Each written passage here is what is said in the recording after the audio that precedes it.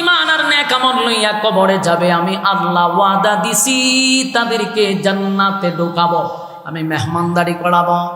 আর যদি ঈমান আর আমল লইয়া কবরে না যাইতে পারি, তাহলে উপায় থাকবে না, উপায় থাকবে না, উপায় থাকবে না। হাসরের মাঠে কেউ কারো হবেও না। যে আপনি বিপদে পড়ছেন, আপনাকে কেউ গিয়ে সাহায্য করবে, আপনার পাশে কেউ দাঁড়াবে, এটা হাসরের মাঠে হবে না। দুনিয়াতে বিপদে পড়লে বড় নেতা আছে, ছোট নেতা আছে, ফাতি নেতা আছে, অমুক ভাই তমুক ভাই আছে, কোনো না কোনো ভাবে আমরা বেঁচে যাই। কিন্তু পরকালে ইয়াউমা ইয়াফিরুল মারউ মিন আখিহি ওয়া উম্মিহি ওয়া আবি ওয়া সাহিবাতিহি ওয়া বানি। আল্লাহ বলেন কিয়ামতের কঠিন ময়দানে মা তার সন্তানের পরিচয় দেয় না, বাবা তার সন্তানের পরিচয় দেয় না। মা বাবার থেকে আপন কেউ নাই রে। সেই মা বাবা যদি আপনি আমাকে প্রশ্রয় না দেয়, সেই মা বাবা যদি আপনি আমাকে সেদিন বিপদ থেকে উদ্ধার না করতে পারে, বলুন তো দেখি দুনিয়ার কে পারবে? কথা হয় না? সেদিন ফির ফকির কোনো কাজে আসবে না। কারণ হাসরের মাঠটা ভয়ানক। তিনটা দলে মানুষ ভাগ হয়ে যাবে। একটা দল বিনা হিসাবে আল্লাহ জান্নাত দিয়া দিবে, সুবহানাল্লাহ। আরেকটা দল ডান হাতে আমলনামা পাবে, আরেকটা দল বাম হাতে আমলনামা পাইয়া জাহান্নামের দিকে চলে যাবে। আল্লাহ কয় সেদিন জাহান্নামও বারবার জাহান্নামীদেরকে তালাশ করবে।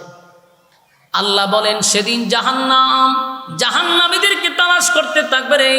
আর জাহান্নাম উত পেতে বসা থাকবে জাহান্নামীদেরকে ধরার জন্য। ইন্না জাহান্নামা কানাত মিরসাদা, জাহান্নাম উত পেতে বসা, লিত্তাগিনা মাআবা, সীমা লঙ্ঘনকারীদেরকে ধরার জন্য, লাবিসিনা ফিহা আহকাবা। আমার ভাইয়ারা, যুগের পর যুগ সেখানে অবস্থান করতে হবে। উপায় থাকবে না, উপায় থাকবে না, উপায় থাকবে না। জান্নাতীরা জান্নাতে চলে গেল ডান হাতে আমলনামা পাইয়া। খুশিতে লাফাইতে থাকবে, খুশিতে লাফাইতে থাকবে, লাফাইতে থাকবে। আনন্দের কোনো সীমা নাই। আল্লাহ নিজেই তাদেরকে মেহমানদারি করাবে। বলুন এত আনন্দ রাখবো কোথায়? সুবহানাল্লাহ। আল্লাহ বলে ওয়াদা দিলাম, কানাত লাহুম জান্নাতুল ফিরদাউসি নুজুলা। আমি আল্লাহ জান্নাতের মধ্যে ভিআইপি জান্নাতের ভিতরে তোমাদেরকে ঢুকাবো, মেহমানদারি করাবো। একটা দল জান্নাতে গেল, আরেকটা দল জাহান্নামে চলে গেল। জাহান্নামীরা জাহান্নামে গেল, জান্নাতীরা জান্নাতে গেল। আমার যুবক ভাইয়েরা, আল্লাহ রাব্বুল আলামিন বলেন জান্নাতীরা জান্নাতে যাওয়ার পরে আনন্দে উল্লাস করবে, তাদের কোনো আনন্দের সীমা থাকবে না। এরপরেও তাদেরকে জিজ্ঞাসা করবে জান্নাতীরা রে, আমি আল্লাহ দুনিয়াতে যতগুলা ওয়াদা করেছিলাম তোমাদেরকে এই এই এই এই নাজ নিয়ামত দিব, বলো না আমি মালিক কি তোমাদেরকে সেই নিয়ামত দিছি? বান্দা বলবে মালিক, দুনিয়ায় আপনি মাত্র 3 ভাগের আলোচনা করছেন। জান্নাতে আসার পরে 97 গুণ আমরা বোনাস পাইছি। সুবহান। তার মানে আল্লাহ বলছে কম আর দিছে বেশি। কথা কয় না? 3 ভাগের আলোচনা 97 গুণ আমরা সরাসরি বেশি পাবো। আল্লাহ এরপরও জিগায় বান্দা আর কোনো আফসোস থাকলে বলতে পারোস? বান্দা বলবে মালিক, জান্নাত পাইলাম, গাড়ি পাইলাম, বাড়ি পাইলাম, নারী পাইলাম, অট্টালিকা পাইলাম, সব পাইছি, কিন্তু মাঝে মধ্যে কষ্ট লাগে। আমার আত্মীয় স্বজনদেরকে তালাশ করলে পাই না, বন্ধু বান্ধবদেরকে তালাশ করলে পাই না। আল্লাহ কয় বান্দা রে, দুনিয়ার জমিনে 2টা জিনিস নিয়ে তুই দুনিয়ার থেকে পরকালে আসছস। এর বিনিময়ে আমি আল্লাহ তোর জান্নাতের মেহমান বানাইছি। যাদেরকে তুই তালাশ করস 2 জিনিস লইয়া তারা কবরে আসতে পারে নাই। আল্লাহ বলে বললাম ঈমান আর নেক আমল থাকার কারণে আমি তোরে জান্নাতুল ফিরদাউসে ঢুকাইলাম, জান্নাতের নাজ নিয়ামত তোকে আমি উপহার দিলাম। কিন্তু তুই যাদেরকে তালাশ করস 2টা জিনিস লইয়া তারা কবরে আসতে পারলো না। এরপর জান্নাতীরা বলবে মালিক, আমরা কি তাদেরকে একটু দেখতে পারি? দেখা সাক্ষাৎ কি করা যায়?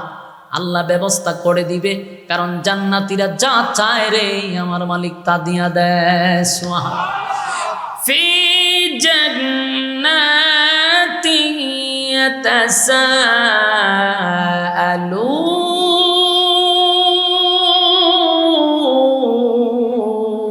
ইয়াতাসাআলুন,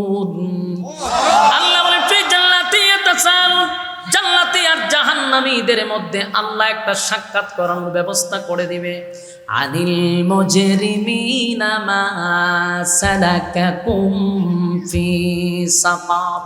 এ যুবক বাড়া, জান্নাতীরা বারবার আল্লাহর কাছে দরখাস্ত করবে, মালিক আমরা একটু জাহান্নামী বন্ধুদেরকে দেখতে চাই, যাদের সঙ্গে দুনিয়ায় খেলাধুলা করছি, ব্যবসা বাণিজ্য করছি, কামকাজ করছি। আল্লাহ সাক্ষাৎ করায়া দিবে। সাক্ষাৎ হয়ে যাওয়ার পরে জান্নাতীরা তাদেরকে দেইখা মালিকের শুকরিয়া আদায় করতে থাকবে। আল্লাহ জিকির করেন, লা ইলাহা ইল্লাল্লাহ, লা ইলাহা ইল্লাল্লাহ, লা ইলাহা ইল্লাল্লাহ, লা ইলাহা ইল্লাল্লাহ, লা ইলাহা ইল্লাল্লাহ, লা ইলাহা লা ইলাহা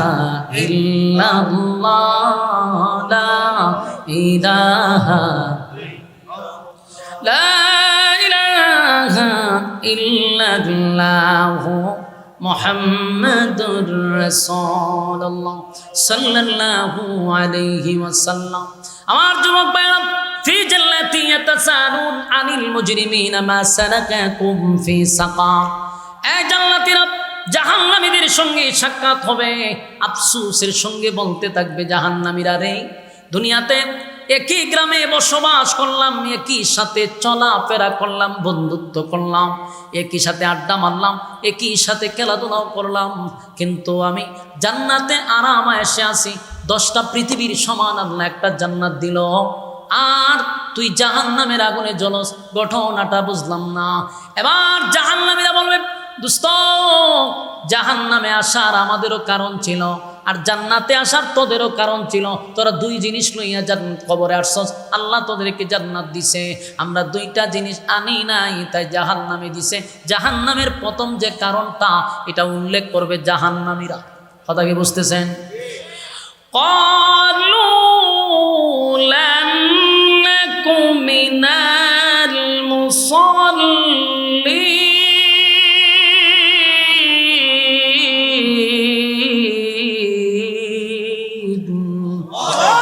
বলেন, ক্বালু লাম নাকু মিনাল মুসাল্লিন, দুনিয়ার জমিনে একই সাথে চলাফেরা করছি, একই সাথে গল্প করলাম, আড্ডা মারলাম, খেলাধুলা করলাম, ব্যবসা করলাম, বাণিজ্য করলাম, কিন্তু বন্ধু রে, প্রথম সমস্যাটাই হলো, তুই নামাজি ছিলি, আমি বেনামাজি ছিলাম। আমি নামাজ পড়তাম না, বন্ধু তুই নামাজ পড়তি।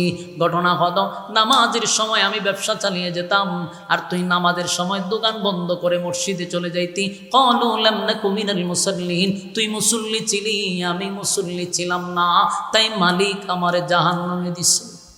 আমার যুবক ভাই, এই জন্য প্রতিটা কথা আমাদের দিলের কান লাগায় শোনা দরকার। 2টা জিনিস লইয়া কবরে গেলে আল্লাহ জান্নাত দিবে, ঈমান এবং নেক আমল। নেক আমলের মধ্যে সব, নামাজ রোজা হজ যাকাত যা আছে সব নেক আমল, কিন্তু জাহান্নামীরা বলবে প্রথম অপশনটাই হলো আমাদের নামাজ। নামাজ না থাকার কারণে আল্লাহ আমরা লাল কার্ড দেখাইছে, আল্লাহ আমরা ঢুকতে দেয় নাই। কারণ একই সাথে ব্যবসা করলাম, একই সাথে চললাম, কিন্তু মালিক তোরে দিল জান্নাত, আমারে দিল জাহান্নাম। কারণ মালিক যে 2টা শর্ত দিছিল, এই শর্ত আমরা মানলাম না। মনে করছি হুজুররা তো কত ওয়াজ করে রে, হুজুরদের ওয়াজ আমরা শুনি একটু সময় এনজয়ের লাইগা।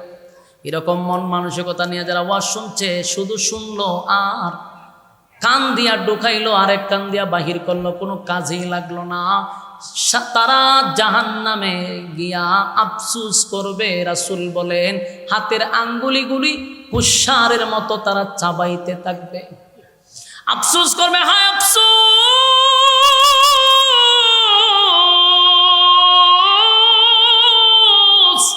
একই কাছে দোকান ছিল রে, একই সাথে ব্যবসা করলাম, একই সাথে চাকরি করলাম, কিন্তু আমার বন্ধু জান্নাতি, আমি কেন জাহান্নামী?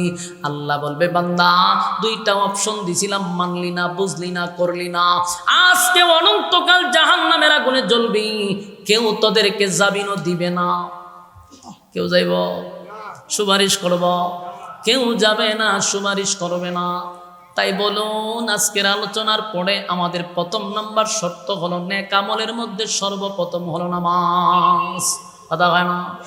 আমার যুবক ভাইরা, আপনাদের কর্তৃপক্ষ আমারে নামাজের ব্যাপারেও আলোচনা করার কথা বলছে, আবার জাহান্নামের কথাও কইছে, আবার জান্নাতের কথাও কইছে। এই জন্য আমি ঘুরাইয়া সব ডুবাইছি একটার ভিতরে। কথা কি বুঝতেছেন? এই জন্য আয়াতগুলি সবগুলোর এক জায়গায় ঢুকাইছে। এখানে জাহান্নাম আছে, জান্নাত আছে। জান্নাত পাইতে গেলে দুইটা গুণে গুণান্বিত হতে হবে। এতক্ষণ ওয়াজ শুনছি ঈমান আর নেক আমল। আর জাহান্নামে যাওয়ার এক নাম্বার যে কারণ হবে এটা হলো নামাজ, নামাজ, নামাজ। কথা হয় না? আমরা নামাজ পড়ি, মাশাআল্লাহ, অনেকেই নামাজ পড়ে। নামাজ পড়েও মানুষ জাহান্নামে যাবে। দেখি আশ্চর্যের ব্যাপার না? ও কথা হয় না? বেনামাজি জাহান্নামে যাবে, এটা তো মাইনা নিলাম। নামাজ পড়েও জাহান্নামে যাবে, কারণটা কি রে?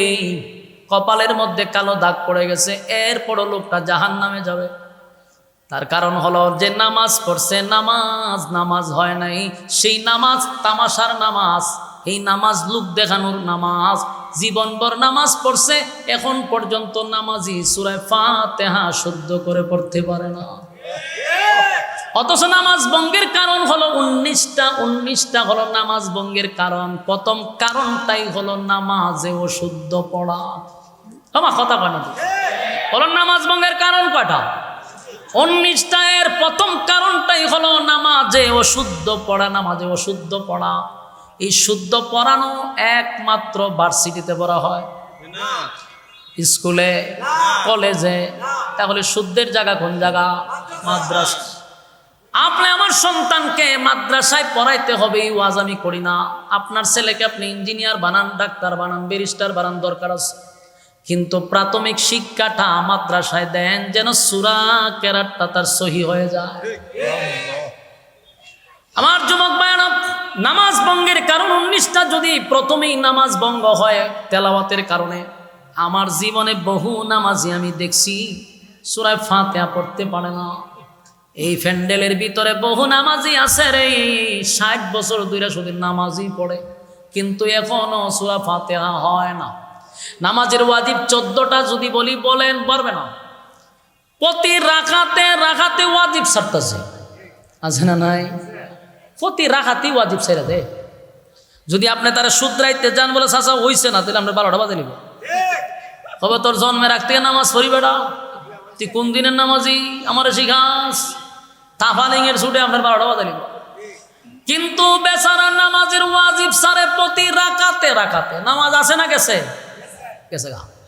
মুরব্বী জানে না? রুকুর থেকে সোজা হইয়া দাঁড়ানো, মিনিমাম 1 তাসবিহ পরিমাণ দাঁড়ানো ওয়াজিব। বলুন কি ওয়াজিব? দাঁড়ানো সোজা হইয়া। কিন্তু আমি প্রায় মুসল্লিরা দেখি বেখা ওই চিনতে আর সোজা হয় না, ডাইরেক্ট একবার দেখা শেষ। চিন্তা করে যামত তুই জায়গা পর্যন্ত, আর সোজা হইতাম করে বাইপাস আছে না, যাবো বাইপাসে তাড়াতাড়ি যাবো গা। এটা করে ইতা করে এমনি দিয়ে জায়গা শেষ, নামাজ শেষ। আবার শেষ দাঁত গিয়া সোজা হইয়া বসা হইলে ওয়াজিব। এখানেও বেচারা যে বেখা হয়েছিনি, বেখার থেকে আবার দেখা শেষ দাঁত, নামাজ তো শেষ। কিন্তু নামাজ পড়তেছে 60 বছর দিরা, কপালে দাগ পলাই দিছে।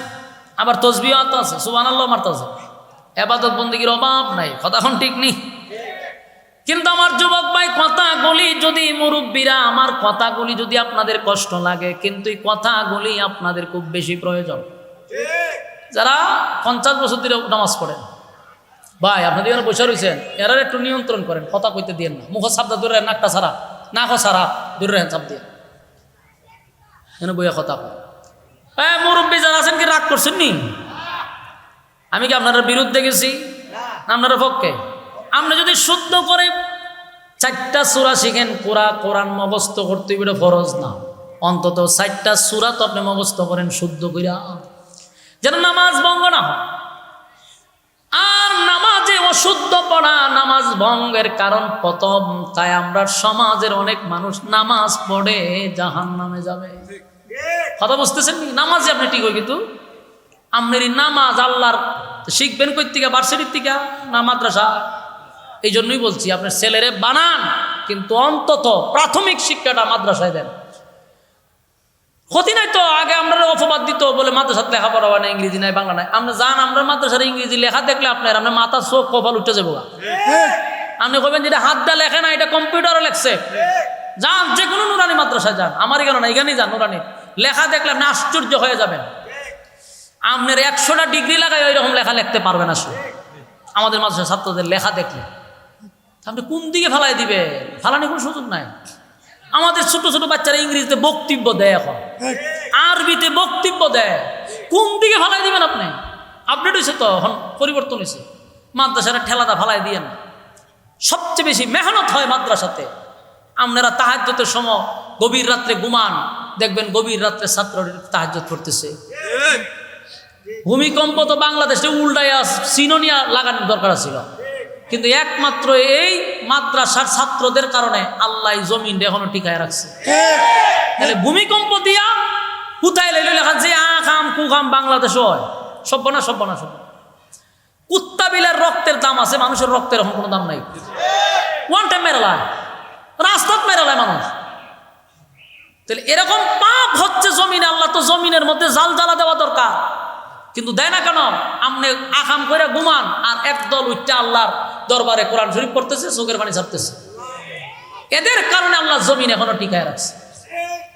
সম্মানিত শুধু এই মাদ্রাসায় যদি আপনি আসা যাওয়া না করেন, তাহলে এই নামাজ লয়ে যদি আপনি খবরও যান, ওই যে নামাজ ফিরে আবার জাহান্নামে গেলেন। এই জন্য মাদ্রাসা যেহেতু পাশে আছে, হুজুরের কাছে আসবেন। শরম নাই, শিকাত কি নাই, লজ্জা শরম নাই। আপনি মুরব্বী মানুষ আইছেন বলে হুজুর আপনারা আমি সাহাফানের টাকা দিন, হুজুর আমার 4টা সূরা শিখাই দেন, এটা তো দিতেন না। হুজুরে 500 টাকা দিতেন না তো আপনি, ওই ইংরেজি টিচাররে নিয়ে 5000 টাকা দিয়া দেন। হ্যাঁ, এটা না দিলে শরম। বেডিও কয়, ঘরের মহিলাও কয়, ইন্না লিল্লাহ, মান সম্মান যাবো। তাড়াতাড়ি সারের টাকাটা দিলেন দরকার। আর হুজুরের ক্ষেত্রে হুজুর কইব না, দিব না, দিব না, হুজুরে দিব না। হুজুরের কাছে কোনো ইজ্জত মিজ্জত নাই, কইলে হয়েছে হুজুর মানুষ। আপনাদের নিয়তের কারণে আজকে এই অবস্থা, নিয়তের কারণে। অনেক মাদ্রাসা তো আমি নিজে চালাই, বাপ জীবিত, বাপে লইয়া গেছে, এটা কয় ফোলাটা এতিম, হ্যাঁ নিজের ফোলার বাপ এর মেরে নিছে। পরে ঘটনা নিয়ে দিই সব বানাইছে, দিই এর ফুল হয়তো লই আইছে। আয় বলছে তোর মা বাপ নাই, গরিব মানুষ, তো কমাই সময় রাখেন, এতিম হইয়া দিছে ভর্তি করাইয়া। পরে খবর লিয়া দিয়ে যায় এই ফুলার বাপ হইয়ে কত বড় সিটারি করে দেখছেন। তো এটা মাঝাত পড়বো নি কম, এটার কি পড়াইবি তুই? লিল্লা খাওয়াইয়া তুই কিতা পড়াইবি কম? শুরুতেই পাঠ করে দেয়। আমি যে বলছি এগুলার প্রমাণ আছে তো, অধিকাংশ জায়গায় এগুলা হচ্ছে। মাদ্রাসাটা দিয়া ভর্তি করলে এমন ভাবে মাটির পরে এলান দিয়া বোঝা যায় সর্বহারা হয়ে গেছে, কিচ্ছু নাই, বেশকি দিয়ে করে দেয় গরিব। কিন্তু আপনি লয়ে যান স্কুল, অগলের আগে সারা রাত টাকা জ্বালায়, নাহলে মান সম্মান যাইব, ইজ্জতের একটা ব্যাপার আছে না। তাহলে নিয়ত যদি আপনার ভালো না থাকে, আপনার ছেলে আলেম হইব কিভাবে আর হাফেজ হইব কিভাবে? আপনি যেরকম নিয়তে মাদ্রাসা দেন, সে সেইটাও কি করে বন্ডামি করে। এটাও বইয়ে দেয় কোন বেটা মরবো আরে জানাজা করবো, খার বাড়ি বিলা দিব, এগিয়ে খাইব। এরপরে যখন কোনো কিছু ফানা তখন এটি মেকআপ লাগাইয়া লাল বাতি লাগাই উঠতে থাকা স্টেজ উঠতে ওয়াজেন, কোরআন হাদিস তো নাই, শুরু করে দেয় গান, হেক্কুর হুক্কুর দিয়া মাহফিল শেষ। ওইটির কারণে হয়। এই জন্য আসুন, মাদ্রাসা যেহেতু আছে, আমরা সেখানে আমাদের সন্তান দিয়া আমরা এই মাদ্রাসার প্রতি আমরা খেয়াল রাখবো, অর্থ দিয়া রাখবো। আমরা যদি পারি আমাদের জীবন দিয়ে হইল নবীর এই মাদ্রাসাগুলি আমরা টিকায় রাখতে হবে। আর মাদ্রাসা যে বিদায় আজকে বাংলাদেশে এখন পর্যন্ত মানুষ মানুষকে সম্মান করে, দিনই শিক্ষা আছে বিদায় এখনো মানুষ বাবা তার সন্তানকে সম্মান করে, নাহলে মানুষ থাকতো না, গরু ছাগল হয়ে যেত। গরু ছাগল আলেম ওলামা না থাকলে এদেশে গরু ছাগল হইতো। ওয়াজ মাহফিল যে বেশি হয়, অনেকে কয় এত ওয়াজ মাহফিল কেন হয়? বেটা ওয়াজ মাহফিল যদি ঘন ঘন না হইতো তাহলে মানুষ আর মানুষ থাকতো না, মানুষ থাকতো না, তো গরু ছাগল হয়ে যেত। এখনো তো মানুষ সম্মান করে না, ফলাফল মুরব্বী দেখলে সম্মান নাই, আলেম দেখলে সম্মান নাই। আর যদি মাহফিল বন্ধ হয়, এই কথাগুলি যদি কানে পৌঁছানো না হয়, আরো নষ্ট হবে। কথা ঠিক না বেটি? আমার যুবক ভাইরা, 1 নাম্বার হলো ক্বালু লাম নাকু মিনাল মুসাল্লিন, কারণ হলো জাহান্নামে যাওয়া, নামাজ ইয়াদ আছে তো। এরপর হলো ওয়ালাম নাকু নুতঈমুল মিসকিন। 2 নাম্বার হলো যারা ইতিমের মাল মাইরা খাইছে, এরকম লোক আছে নি? কথা হয় না? এতিমের মাল যারা মেরে খায়, এতিমদের সম্পদ যারা দখল করে জোর কইরা, আছে এরকম লোক? আল্লাহ কয় এই শ্রেণীর মানুষ কোনোদিন জান্নাতের ঘ্রাণ পাবে না। আমার যুবক ভাই, আমার দেশে বেশিরভাগ গরিবের হক নষ্ট করা হয়। দুর্বলের উপর আঘাত দেওয়া হয়, যার কিছু নাই তারে আরো মানুষ মারতে চায়, ঠিক না বেটি? গরিব মানুষের উপরে অত্যাচার জুলুম নির্যাতন চালায়, কারণ সে দুর্বল, প্রতিবাদ করতে পারে না রে, এই জন্য তার উপরে নির্যাতন চালায়। আল্লাহ কয় ওয়ালাম নাকুনু তুইমুল মিসকিন, যারা এতিম অসহায়দের হক নষ্ট করলো, এতিমের খাবার নষ্ট করলো, এতিমের হক যারা নষ্ট করলো, জাহান্নামে তারাও কোনোদিন যেতে পারবে না। কথা বুঝতেছেন আমার যুবক ভাইরা? আজকে সবচেয়ে বেশি এতিমের মাল নষ্ট করে, এতিমের মাল মাইরা খায় বেশি হলো যারা এই সরকারের অধীনে থাকে। একেবারে একটা মেম্বার থেকে শুরু, হ্যাঁ মেম্বার থেকে শুরু, তো কত বিধবার বাতা আসে, ইডি খায়, গরিব মিসকিনের মাল খায়, রাস্তাঘাট তো খাস খাস হই, এর থেকে নিচে লামতে লামতে একেবারে বাথরুম লেফটিন শুদ্ধা খাই আলায়। বাস্তব না বাস্তব? আমরা বাজার একবার আমি বইয়া এক দোকানে চা খাইতেছি, তো বইয়া রয়েছি বেটা আমার খুব মহব্বত করে, হতন করে একটা ফান বানাই দেয়, চা দেয়, তাই আমি বইয়া গোপটপ করি। আগে বহুত আগে, এখন তো ব্যস্ত, আগে তো ব্যস্ত আসলাম না। তো আমি এখানে বইয়া আবার ইউনিয়ন অফিস দেখা যায় অনেক দূরে, দেখি দুইটা লেগেছে জগড়া। ওই চৌকিদার চিনেন নি? চৌকিদার চিনেন না আপনারা? তো চৌকিদারের সাথে দুই মহিলা লাগছে দ্বন্দ্ব। তো এইখান থেকে কিন্তু আওয়াজ শোনা যায় না, খালি দৃশ্য দেখা যায়, কিন্তু কি কইতেছে এটা বোঝা যায় না।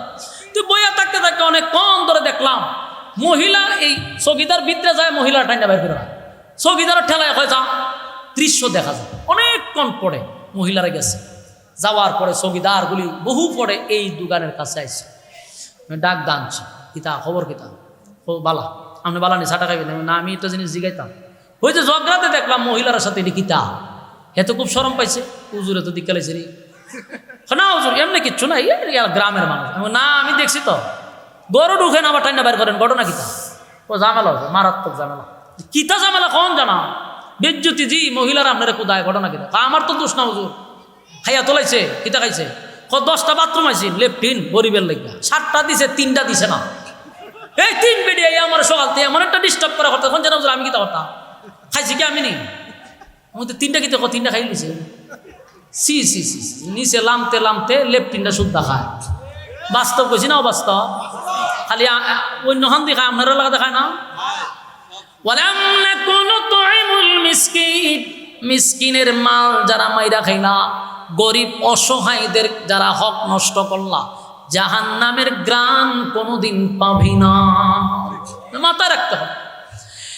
এরপর আল্লাহ বলেন ওয়াকুন্না নাখুদু মা'আল খাইদিন, যারা অনর্থক বেহুদা কথা কয়। বেহুদা কথা কই না লোক আসেনি, কথা কয় না, ইডিও জাহান্নামে যাবে, জান্নাতে যাইতে পারতো না। বেহুদা কথা কি জানেনি? অনর্থক কথা কয়, খাম কাজ নাই, বেহুদা কথা। মসজিদও গিয়ে দেখবেন, ও মসজিদই বেশিরভাগ গড় দুই কথা কইতে পারে না, কিন্তু মসজিদে গিয়ে ফটার ফটার করে, ঠিক নেই? এখানটা আতা, এখানটা ভালো লাগে রে, এখানে ময়লা করে, এখানে ময়লা করে, বেটা তোর গরো দিয়ে ভরে রয়েছে ভাসমা, মসজিদ বালু তো খায়, মানে মূল কতলে ইমাম সাহেব এবং মুয়াজ্জিনটা একটু পোষা দিত। এইগুলো কইরা আপনার ক্ষতি নিজেটাই কানতেছেন। ইমাম মসজিদের মাদ্রাসার হুজুরের সাথে যেটি লাগে, এটি ওয়াকালে মরে, তাড়াতাড়ি মরে যাগা। কেন জানেননি? ইমাম মুয়াজ্জিন আল্লাহ এটারা তুমি কোন দিন নিবা দুনিয়ার থেকে, আল্লাহ এর অত্যাচার টিকতারি না মাবুদ, মাবুদ একটা ঠাডা ফালাই দাও। তে দেখবেন হঠাৎ করে প্যারালাইসিস হয়ে গেছে, নাহলে হঠাৎ করে কিডনি গেছে গা, নাহলে হার্ট ব্লক হয়ে গেছে গা। বাস্তব কথা তো। আপনি হারা দিন গিয়ে ইমাম আর মুয়াজ্জিন লাগেন, এরা যে আপনার অভিশাপ যে আপনি বুঝেননি, ধ্বংস হয়ে যাবেন কত। আমার যুবক ভাইরা, ওয়ালাম নাকুনু তুইমুল মিসকিন ওয়া কুননা নাখুদু মা'আল খাইদিন, যারা বেহুদা অনর্থক কথা কয়, আছে না নাই? সারা দিন মসজিদে পাঁচ ওয়াক্ত নামাজ পড়ে, তসবিহটা লইয়া বাইরে গেছে, দেখবেন ওই দোকানের মোড়ে দেখবেন টিভি একটা চালাইতেছে, আর কেকের ফুতলা কতগুলা, কলা হত্যা লট্টায় তো রাখছে বিস্কুট, গিয়া করে এক কাপ চা দিয়েছেন, সুবহানাল্লাহ সুবহানাল্লাহ। তসবি বেচারার হাতও ঠিক হয়ে আছে, চিনি ছাড়া চা দিছে, কতক্ষণ খায় আর দুই কথা কয়, আর কয় চ্যানেল ফাল্টা। দেখছেন খালেদা জিয়া আছে না গেছে, সুবহানাল্লাহ সুবহানাল্লাহ। তারেক জিয়া আইবনি দেশ, সুবহানাল্লাহ সুবহানাল্লাহ সুবহানাল্লাহ। দেশের পরিস্থিতি ভালো না রে, ডক্টর ইউনুসি কিতা করতেছে, সুবহানাল্লাহ সুবহানাল্লাহ। সুদ কি এখন কমছে না বাড়ছে, সুবহানাল্লাহ সুবহান। এই তসবি পড়তেছে, কতক্ষণ পরে গিয়া একটা সুমা দেয় 100। ওই তসবির মাথাতে একটা ইয়ে তাই দিকে আমরা খারা থাকে, ওই যে অত্যন্ত সুবহানাল্লাহ পড়ছে না, এটাকে শেষ একটা সুমা দেয় 100 গেছে।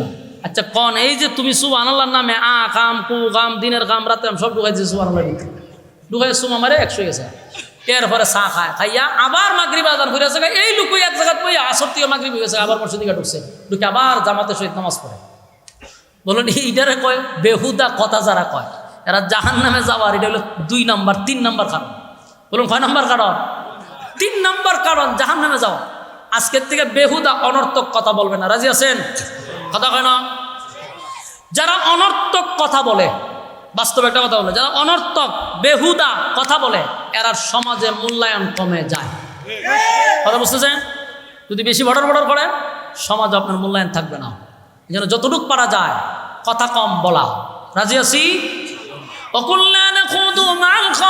যারা অনর্থক কথা কয় আর এই অনর্থক বেশি মহিলাদের অভ্যাস আছে আসেনি এক জায়গা মুখ বন্ধ করে বয় না 5টা 6টা মহিলা যদি এক জায়গা হইতে পারে এদিন আর ফোর থেকে পড়ার কোনো দরকার নেই সব খবর এর কাছে পাইবে কক কক কক কক করে আস্তা ঘর ঘর মা বোনদেরকে সম্মানের সাথে বলছি বেহুদা কথা কইেন না এটা কিন্তু জাহান্নামে যাবে কয় নাম্বার কারণ 3 নাম্বার কারণ মা বোনটা সময় ফেলে খালি বেহুদা কথা কয় যেমন কথা কয় এমন জামাইরও খান টান শুধু একবার গরম করে লাগে এই যে আপনি বেহুদা কথা বলেন বেশি সময় মহিলারা বেহুদা কথা বলে এবং আল্লাহ রাসূল নিজেও বলছেন যে মহিলারা এই ব্যাপারে একটু আগাইয়া বেহুদা কথা অথচ এটা জাহান্নামে যাইবার 3 নাম্বার কারণ সাবধান বেহুদা কথা বলা যাবে না অনর্থক কথা বলা যাবে না জবানের হেফাজত করা না হলে জাহান্নামে যাওয়ার এটা 3 নাম্বার কারণ বুঝতেছেন কথা এবার আসুন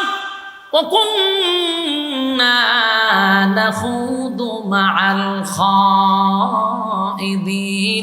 وَكُنَّا نُكَذِّبُ بِيَوْمِ الدِّينِ 4 নাম্বার হলো যারা পরকালকে বিশ্বাস করে না আমরা বলবেন হুজুর আমি পরকাল বিশ্বাস করি জান্নাত জাহান্নাম বিশ্বাস করি কিন্তু কোরআনের আইন বিশ্বাস করি না শরিয়া আইন মানি না বলুন তো দেখি আপনি কি পরকাল বিশ্বাস করছেন হ্যাঁ কথা কই না দিও ঘটনা কি দা লক্ষণ তো খারাপ দেখতেছি এখানে কি কেউ কইব যে আমি পরকাল বিশ্বাস করি না সবাই কইব পরকাল বিশ্বাস করি আল্লাহ রাসূল বিশ্বাস করি কিন্তু শরিয়া আইন বিশ্বাস করি না তাহলে আপনি পরকাল বিশ্বাস করলেন কেন কোরআনের একটা নকতা যদি আপনি অস্বীকার করেন কচ্ছিন কাল আপনি ঈমানদার হতে পারবেন না কারণ কোরআনের একটা নকতা শব্দ না নকতা জের জবর যদি আপনি অস্বীকার করেন আপনি তো মুসলমানই না মিয়া তাহলে আপনি পরকাল বিশ্বাস করলেন কেমনে যাই না কেন আপনি জাহান্নামে যাওয়ার এটা 4 নাম্বার কারণ যারা পরকালের উপর বিশ্বাস করে না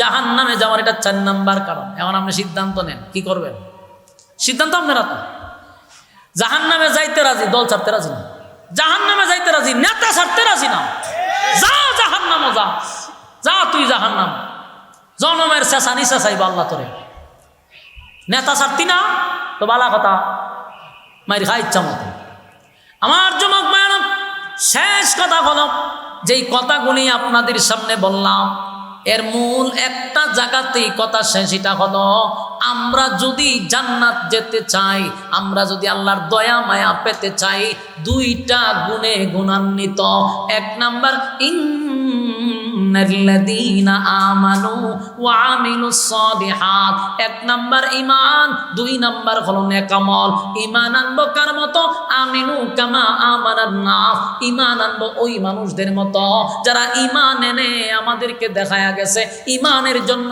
জীবন যারা দিয়া গেছে আমরা তাদের মতো ঈমান আনবো রাজি আছি কথা হয় না কারা কারা রাজি আছেন 2টা হাত তুলে দেখায়া দেন লিল্লাহে তাকবীর লিল্লাহে তাকবীর রাজি আছেন তো ইনশাআল্লাহ আমরা কয় গুণে গুণান্বিত 2 গুণ লয়া যদি কবরে যাই আল্লাহ আমাদেরকে জান্নাতের মেহমান বানাবে সবাই আমি বক্তা সহ বলনেওয়ালা শুননেওয়ালা উভয়কে আল্লাহ সহি আমল করার তৌফিক দান করুক সকলে বলে আমিন আমার পরেও আলোচনা করবেন ইনশাআল্লাহ এরপরে কি আছে সালাউদ্দিন রহিম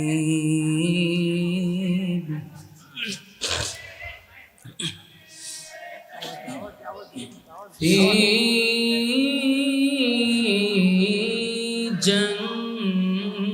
جنات يتساءلون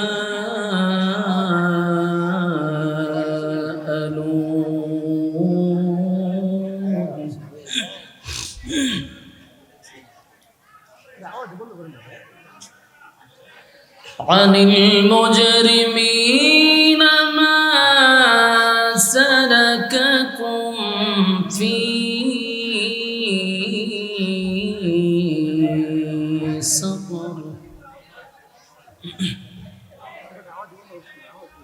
قالوا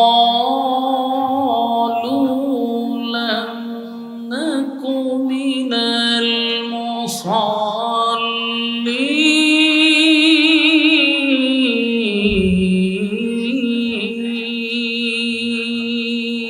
الله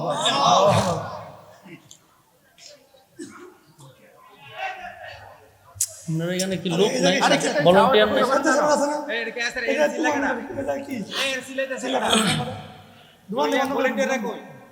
মিলন ভাই কিসে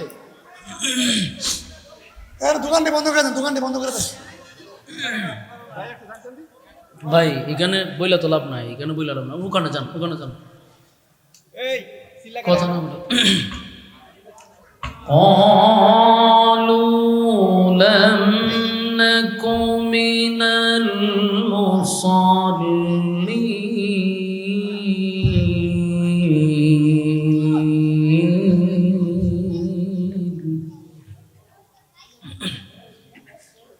ولم نك نطعم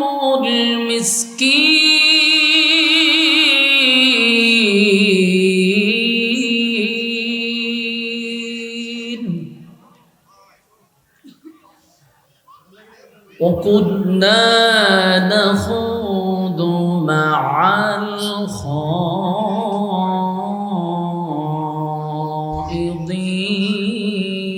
الخائضين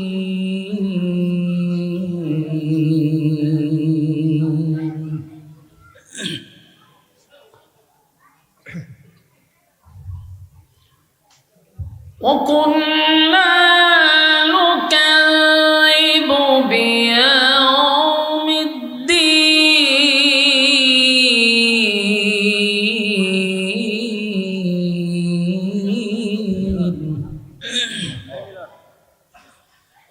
حتى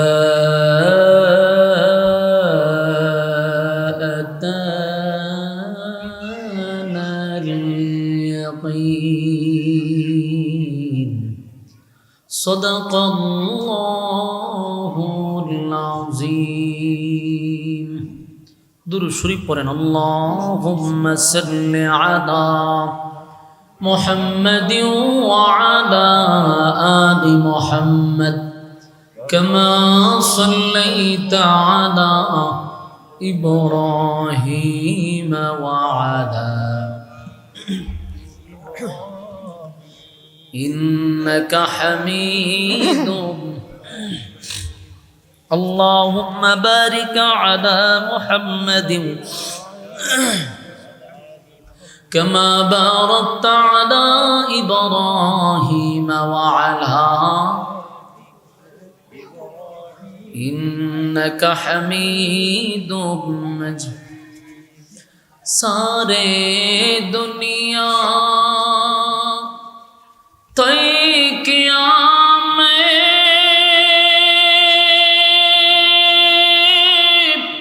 मिसल दो देखा नहीं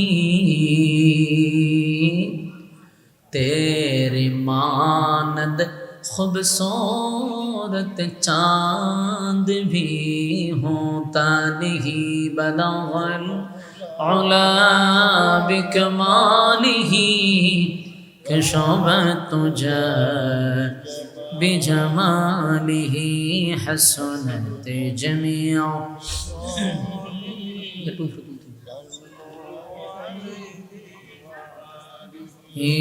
बलगल उला बिकमालिही कशबत तुझे बिजमालिही हसनत जमीआ खिसालिही सल्लु अलैहि। আলহামদুলিল্লাহ, ব্রাহ্মণবাড়িয়া জেলার অন্তর্গত পুনিয়াউট স্কুল পাড়া যুবক বৃন্দের উদ্যোগে আয়োজিত আজকের এই বার্ষিক ওয়াজুদুয়ার মাহফিলের সম্মানিত যিনি সভাপতি অ্যাডভোকেট লিয়াকত আলী খান সাহেব, সভাপতিত্ব করছেন আবুল কালাম আজাদ সাহেব। আজকের মাহফিলে যিনি আমার পরে বয়ান রাখবেন হজরত মাওলানা কামাল উদ্দিন দাইমি সাহেব। এরপরে আরও অনেক ওলামায়ে কেরাম এখানে উপস্থিত থাকবেন। আজকের মাহফিলের যিনি প্রধান অতিথি ইঞ্জিনিয়ার খালেদ হোসেন মাহবুব শ্যামল সাহেব। এছাড়াও অতিথিবৃন্দ মুআজ্জাজ মুকাররম হজরত ওলামায়ে কেরাম উপস্থিত আছেন। আমার তরুণ যুবক ভাইরা, মুরব্বিয়ান আযম, আওয়াজ যতটুকু দূরে যায় অবস্থানরত পর্দানিশী মা ও বোনেরা, সকলকে আমার অন্তরের অন্তঃস্থল থেকে জ্ঞাপন করছি মুবারক শুকরিয়া আদায় করছি যে আল্লাহ রাব্বুল আলামিন দুনিয়ার সমস্ত ফিতনা ফাসাদ থেকে হেফাজত করে মুসলমানের এক ক্লান্তি লগ্নে দ্বীনি কিছু কথা শোনার উদ্দেশ্যে দুনিয়ার সমস্ত কাজকর্ম থেকে আপনাদেরকে ফারেক হয়ে এখানে আসার যে তৌফিকটুকু রব্বে কারীম সুস্থ অবস্থায় দিয়েছেন, আমরা শুকরিয়া আদায় করছি আলহামদুলিল্লাহ। লক্ষ কোটি দুরুদ এবং সালাম আল্লাহর সৃষ্টির প্রধান আকর্ষণ জনাবে মুহাম্মদুর রাসূলুল্লাহ সাল্লাল্লাহু আলাইহি ওয়াসাল্লামের উপর। সম্মানিত সুধী, আপনারা এখনও রাস্তাঘাটে দাঁড়িয়ে আছেন, আর কতগুলো ছোট ছোট বাচ্চাগুলার এখানে বসে আছেন। এক জায়গাতে অন্ততপক্ষে 20-25টা বইছে। তো এরা যদি এক জায়গায় বসতে পারে, ওয়াজ কি আর হইব মনে করেন? এরা নিজের একটি ওয়াজ মাহফিল একটা আয়োজন করে নিয়েছে। আল্লাহর হস্তে এই পুরা সিনিডারে উঠাই আপনারা হয় পিছনে নেন, আপনারা সামনে আসেন। মেহেরবানি করে উড়ান উড়ান উড়ান, মেহেরবানি করে উড়াই দেন, এরা পিছনে নেন। আর যারা গেটের সামনে দাঁড়ায় আছেন, আপনার দাঁড়ানি লক্ষণে বোঝা যায় মাঠে আর জায়গা নাই। যারা মাঠের বাইরে থাকবে এরা চিন্তা করবো যে ভিতরে তো ঢোকার কোনো সুযোগই নেই। আপনারা প্যান্ডেলের ভিতরে ঢুকেন। এই আপনারা যারা বুঝদার সামনে আসেন, যারা ওয়াজ বুঝবেন আপনারা সামনে আসেন, বাচ্চাদেরকে সামনে দিয়েন না। ভাই আমরা কথা না বলি, আমার সবচেয়ে বিরক্ত লাগে কথা বললে, এটা বড় হোক আর ছোট হোক, কথা বললেন না, কথা বললেন না আল্লাহর হস্তে। আপনারা গেটটা পরিষ্কার রাখেন, গেটটা পরিষ্কার রাখেন, ক্লিয়ার রাখেন। আমি তো আপনারা ব্রাহ্মণবাড়িয়ার নতুন বক্তা না, আমার চেয়ে বেশি আমার মনে হয় না ব্রাহ্মণবাড়িয়া এত প্রোগ্রামকে করছে। পুরা অক্টোবরই তো আপনারা দিলাম। আরে বাপরে, এমন কোনো অলিগলি নেই যে ওয়াজ করছি না আমি। তো এখন নতুন করে আমার টেস্ট করার দরকার আছে নি? অনেকে রাস্তার দ্বারাই আগে চিন্তা করতেছে, হুজুরে কি ওয়াজ করে আগে দেখি, এরপর আস্তে আস্তে বইব সিদ্ধান্ত নিতেছেন। আমরা সিদ্ধান্ত নিতে নিতে আমার ওয়াজ শেষ। কারণ বা দেশা বইছি, খালি একটা টিপ মারলে চলবো, এরপর আর এক টিপও যাবো। তা আপনার এখানে আমি কতক্ষণ সময় দিতে পারব করব? এটা তো বুঝে শুনি রাখা হয়েছে যে আমি এতটুক থেকে এতটুকু সময় দিতে পারবো। তখন মেহরবানি করে আমার আর টেস্ট না করে ভিতরে বসে যাব। আমি অসুস্থ, নাক গলা দুটোই বসে রয়েছে। আপনারা সবাই সুস্থ আছেন, মেহরবানি করে আমরা প্যান্ডেলটার ভিতরে বসে যাই, দিলের কান লাগায় কথাগুলি শ্রবণ করি। কর্তৃপক্ষ যতগুলো বিষয় দিছে, এতগুলো বিষয় একটা সাবজেক্টের ভিতরে ঢুকাইবার কোনো সিস্টেম আমি পাইতেছি না। আমি আয়াত পড়তে যার চিন্তা করতেছি এটার ভিতরে কোনটা ঢুকছে, যে বিষয় তো মেলাটা, তখন সব বিষয় আবার একটার ভিতরে ঢুকাইতে হইব। এদিক চিন্তা করে আলোচনা করতে হইব। আপনারা মেহরবানি কইরা প্যান্ডেলটার ভিতরে বসেন, বাচ্চা কাচ্চারা কথা বলতে দিয়েন না, তাহলে আমার কথা বলতেও আগ্রহ উৎসাহ তৈরি হবে। মেহরবানি করে। অত্যন্ত গুরুত্বপূর্ণ একটা মজলিসে আমরা বসছি। সবচেয়ে বাজে এবং নিকৃষ্ট জায়গা হলো বাজার, অথচ আমরা বাজারে গিয়ে দাঁড়াইয়া গল্প করতেছি, আড্ডা মারতেছি। আচ্ছা বলুন তো দেখি, আগামী কালকে যদি আমরা বাচ্চা থাকি, আমরা যদি আজরাইল আয়া না নেয়, তাহলে আমরার গল্প করার সুযোগ আসেনি? নাই বলে। বাচ্চা থাকলে কী তা করবেন আপনি? বাচ্চা থাকলে আপনি আড্ডাই মারবেন, গল্প করবেন, বেহুদা সময় নষ্ট করবেন। তো বাচ্চা থাকলে আপনি এই গল্প করার সুযোগ আপনার আছে, আড্ডা মারার সুযোগ আছে। কিন্তু বেঁচে থাকলে ওই মাহফিলটাতে বসার কোনো সুযোগই নেই।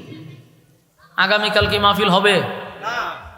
আগামীকালকে আমি আবার আসবো, তাইলে আগামীকালকে আপনি গল্প করতে পারবেন, আড্ডা মারতে পারবেন, কিন্তু আগামীকালকে মাহফিলটাতে বসতে পারবেন না। তাই উচিত আড্ডা বাদ দিয়ে, গল্প বাদ দিয়ে আমরা ফ্যান্ডেলের ভিতরে বসে যাব।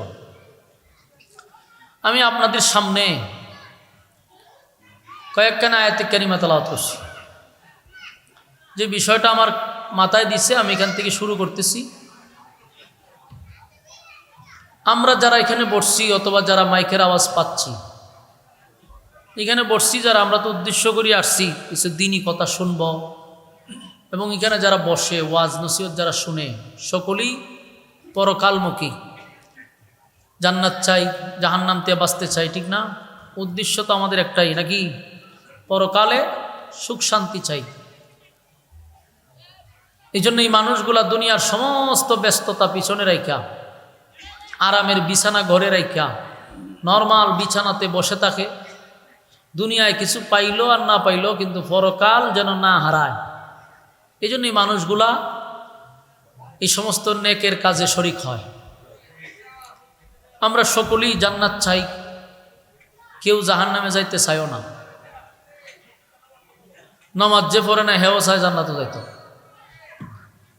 ভালো কাজ যে করে সেও চায় জান্নাতে যাইত। আল্লাহও ওয়াদা দিছে, আল্লাহ নিজেও ওয়াদা দিছে, কানাত লাহুম জান্নাতুল ফিরদাউসি নুজুলা। আল্লাহ কয় 8টা জান্নাত বানাইছে, এর মধ্যে একটা জান্নাত হলো ভিআইপি, স্পেশাল জান্নাত। এটার ভিতরে আমি তোমাদেরকে মেহমান বানাবো। দেখেন তো এখানে সুবহানাল্লাহ আসেনি? আছে? থাকলে কইবেন জান্নাতের মেহমান আল্লাহ আমাদেরকে বানাবে। কেন? যদি সুবহানাল্লাহ না থাকে তাহলে ঠাডা বললে সুবহানাল্লাহ কইবেন। কত বড় একটা সুসংবাদ দিলাম। আল্লাহ নিজে বলতেছে আমি তোমাদেরকে জান্নাতের মেহমান বানাবো। সুবহানাল্লাহ। তাহলে আল্লাহ হবে মেজবান আর আমরা হব মেহমান। সাধারণ কথা না। তবে আল্লাহ যে মেহমান বানাইব, বলুন তো দেখি শর্ত আছে না নাই? বিনা শর্তে আপনারা জান্নাত দিয়ে দিব? বিনা শর্তে আপনারা দুনিয়াতে কেউ কিছু দেয়নি। স্বার্থ ছাড়া কেউ আপনারা মহব্বত করে? কেউ না। বলবেন হুজুর মা বাপ করে, আপনার ওয়াজও শুনছি, এটাও এক ধরনের বোকামি কথা। স্বার্থ ছাড়া মা বাপও মহব্বত করে না। দুনিয়াতে আমরা না বইলা থাকি মা বাপ সবচেয়ে আপন, আপন ঠিক আছে, কিন্তু স্বার্থ ছাড়া কেউ কারো না। আমরা তো অনেক কিছু দেখি, পৃথিবীটাই হলো একটা স্বার্থপর। একমাত্র বিনা স্বার্থে মালিক আমাদেরকে লালন পালন করে। আল্লাহ ছাড়া বিনা স্বার্থে বান্দাকে কেউ মহব্বত করে না। দুনিয়ার সবাই স্বার্থের পাগল, সবাই। মা বলেন, বাবা বলেন, ভাই বলেন, বোন বলেন, স্ত্রী বলেন, সন্তান বলেন, সবাই স্বার্থ। অসুস্থ হয়ে ঘরে পড়ে থাকেন, আপনি মা বাবার কাছেই অনেক বোঝা হয়ে যাবেন। স্ত্রী সন্তান তো বাদই দিলাম, মা বাবার কাছে আপনি বোঝা। ইনকাম না থাকলেও ফ্যামিলির কাছে আপনি বোঝা, কেউ মূল্যায়ন করে না। তো সুতরাং স্বার্থ ছাড়া কেউ মহব্বত করে না। আল্লাহ রাব্বুল আলামিন বলেন আমি তোমাদেরকে জান্নাতের মেহমান বানাবো। এখানে স্বার্থটাও আমাদেরই, আল্লাহর কোনো স্বার্থ নেই, আমাদের স্বার্থ দিব। তবে তোমাদেরকে শর্ত জোড়াইয়া দিলাম, এই শর্তে যদি তোমরা আসতে পারো আমি মেহমান বানাবো। তো জান্নাতে যাইতে গেলে প্রথম যে শর্তটা সেটা হলো ইন্নাল্লাযীনা আমানু। প্রথম শর্তটা হইল ঈমান। ঈমান হইল প্রথম শর্ত। আর ঈমান হলো একটা অ্যাকাউন্ট। সহজে বুঝাইলে আপনারা বুঝতে পারবেন। ঈমান হলো অ্যাকাউন্ট। আপনার যদি অ্যাকাউন্ট থাকে তাহলে টাকা জমা নিবে। আপনি যদি ব্যাংকে গিয়ে এখন বলে আমার 1 লাখ টাকা জমা দেন, বলবো আপনার অ্যাকাউন্ট নাম্বার বলেন, বলে আমার তো অ্যাকাউন্ট নেই। আপনারা টাকা জমা দিতে পারবেন? আপনারা কি সুস্থ মনে করব? সবাই হবে যেটা মাথার সমস্যা আছে, সিকিউরিটি বলবো তারা বের করে দেয়, ঠিক নেই? অ্যাকাউন্ট নাই, টাকা জমা রাখবো কোথায়? তো ঈমান হলো একটা অ্যাকাউন্ট। ঈমান যদি থাকে তাহলে নামাজ আছে, রোজা আছে, হজ আছে, জাকাত আছে, ওয়াজ মাহফিল আছে, সব এটার ভিতরে ঢুকবো। যাওই না কামল করেন, ঈমানের হইল অ্যাকাউন্ট, এখানে গিয়ে জমা হবে।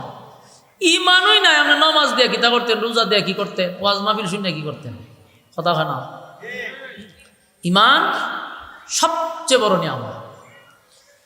সব কিছুর সাথে আপোষ চলে, কিন্তু ঈমানের ক্ষেত্রে কোনো আপোষ চলে না। অন্যান্য বিষয়ে আমরা ছাড় দিতে পারি, কিন্তু ইমানের বিষয়ে কোনো ছাড় নাই, কোনো ছাড় দেওয়া যাবে না, কারণ এটা আমার ইমানের ব্যাপার, এটা আমার জান্নাত জাহান্নামের ব্যাপার। এই জন্য দেখেন না, আমরা মুসলমানরা খুব শান্ত। অনেক সময় আমরা অশান্ত হইলে আমাদেরকে মব বইলা চালায়া দেয়, হুজুররা মব সৃষ্টি করে। আমরা সৃষ্টি করি না, আপনারা করান। আমরা শান্ত, গায়ে ফাড়া দিয়ে আপনারা ঝগড়া করেন, শান্ত মুসলমানদেরকে আপনারা অশান্ত করেন। আমাদেরকে অশান্ত করে আমরা যখন আমাদের জজবা যখন উঠে যায়, আমরা যখন ইমান আকিদার প্রশ্ন উঠে, ওই বালাখাম করছেন, ওই এনে ডুবাইছেন এক মহিলার এখন আরো তো তিনজন লইয়া আমরা তো আসতে যান, আমি তো ডরাইতেছি। আজকে একটা ছবি তুললে কেউ ছেড়ে দিল, তা আমার 12টা বাজাইব, দুইটি ডরাই। আপনারা কিছু হইতো না, 14 গোষ্ঠী আমার উদ্ধার করবো। মনোযোগ দিয়ে শুনেন, বিপদ তাহি কোন সময় কোনটা করে লায়।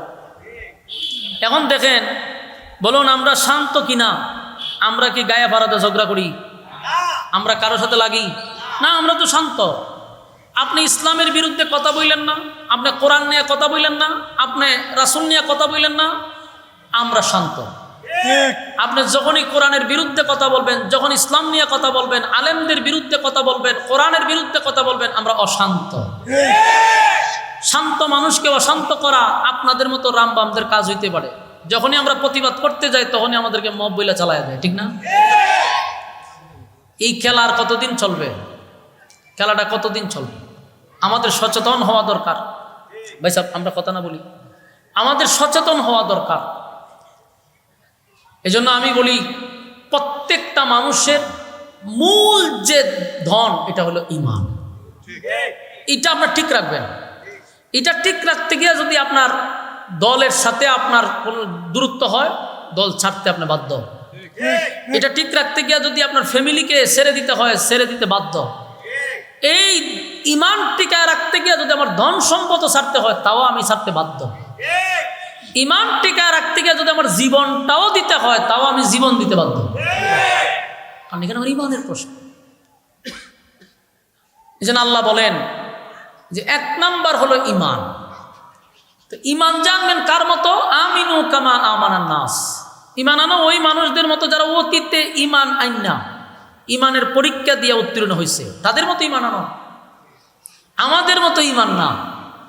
আমরার ঈমান 5 টাকার কাছে বিক্রি হয়, ঠিক না? এই ঈমানের কথা আল্লাহ বলেও নাই। আল্লাহ বলছে ঈমান আনো ওই মানুষদের মতো যারা ঈমানের পরীক্ষায় উত্তীর্ণ হয়েছে। তাহলে সাহাবায়ে কেরামদেরকে ইঙ্গিত করা হয়েছে, অথবা ফেরাউনের বউ আসিয়াকে ইঙ্গিত করা হইতে পারে, আব্দুল্লাহ বিন তামেরকে ইঙ্গিত করা হইতে পারে।